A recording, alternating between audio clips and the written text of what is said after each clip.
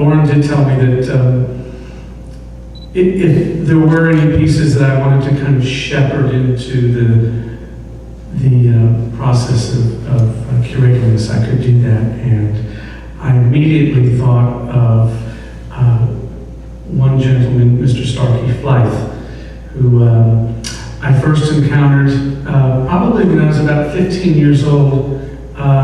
Somehow I ended up, it was either a debutante ball or a wedding. And Starkey was there holding court in seersucker, and he had a big gash on his head. He walked into a magnolia tree, but he didn't miss a beat. He just told these wonderful stories, and we all gathered around, and I just knew, when was that? A long time ago. I'm not going to attempt to do the math, but I knew then that Starkey was a very special individual, and of course I later learned that he's a brilliant poet and novelist, has won many, many awards, and has been honored across the country, including the major Iowa Literary Prize for his novel, The Slow Lent, excuse me. Short stories.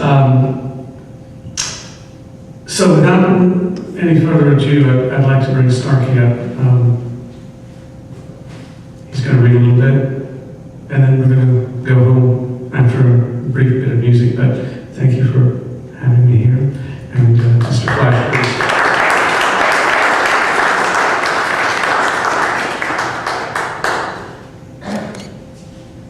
He was 15 years old, and I walked into a tree. That sounds like tonight, but I guess poetry readings will never take the place of NASCAR racing or strip shows. I apologize at the beginning. I was at a little college over in South Carolina a couple of weeks ago, and I went in to get some breakfast, and this man at the diner said, I ain't seen you in here before. I said, in the local petrol. I said, I ain't been in here before.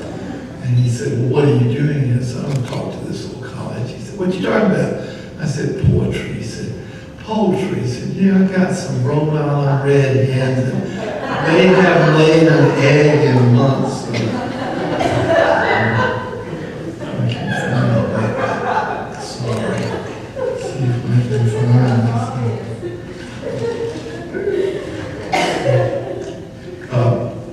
I have a little building in Augusta. I was just thinking a minute ago, when I look at you nice young people, we couldn't get that many people together in Augusta from the police barracks, but this wonderful little building, it's kind of like this, only people lived downstairs and lived upstairs and then had their shop downstairs, so you could go home for lunch and have sex or something like that. I could eat. I mean, you didn't have to get in your car. That was the big thing to live. I couldn't get to my bedroom because it was on the 4th floor and you had to get a ladder. So I rented it to a tattoo parlor, and one month he couldn't pay the rent. He said, Starkey, would you consider a trade? So anyway, this is about this. My tenant, the tattoo parlor. They lie there, beautiful young men, beautiful young women, on their stomachs, their backs, canvases waiting, their flesh fresh and rising as yeast dough, these to be drawn on, painted permanently, to have what is on their minds described on their backs, and thighs, and arms, and calves, places too distant even for poets to travel. Ink, a pen mightier than, and a sword. The artist, for so he is, who drills and dyes, sells his designs all over the world. What's the difference, I wonder, between him and Jan Vermeer of Delft? The light strikes the same, the letter is delivered, the music lesson begins one note at a time, the pearl of great price. The artist from his chin up looks like a Wall Street banker. From From his chin down, he is the Hammond World Atlas.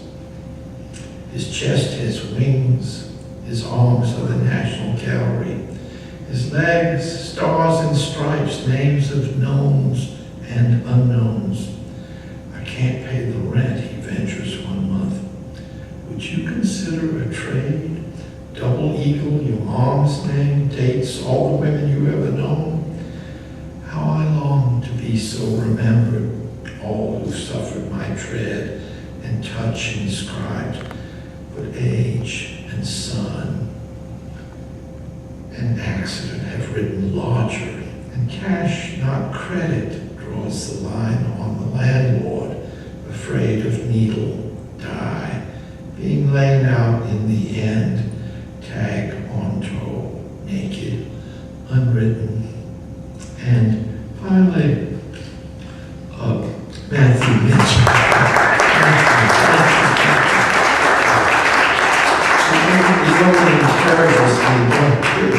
But this little school I went to, when old folk came to Georgia, Matthew was 15 and 17, whatever this was, 1735. We started these schools for boys, and there was one in Savannah, and one in Brunswick, and one in Augusta, one in Louisville, and the one in Augusta survives. And when I went there, it was all boys. It's a public school, but we wore these uniforms that I think they had gotten from men who had been killed in South Pacific. That was awful. No matter how many times you dry clean them, you could still smell this awful residue of World War II. The last year I went, they decided, the boards of education, you know, if anybody wants to know what's wrong with education, it's the boards of education. All they want to do is make money, build schools, and they don't care about education. And so they thought it would be good to bring girls. And in those days, you got out of high school when you were 16, so we knew nothing about anything, much less sex. And it turned out they had to change the bathrooms and everything. So this wonderful woman who was the chorus mistress, and we went into her class to cause trouble, and she just could not hear trouble. She don't hear the music. The moment before the song begins, her face came from deep inside her body, a face which never thought beautiful looks were worth spending time on, though she did everything beautiful women do, lipstick, a ribbon drawn through her gray hair, dressed young though not trying to look young, 60-something, but being young the way some people are, boyish, girlish. We knew nothing about music, dodging drill, or study hall to go into her class chorus after girls.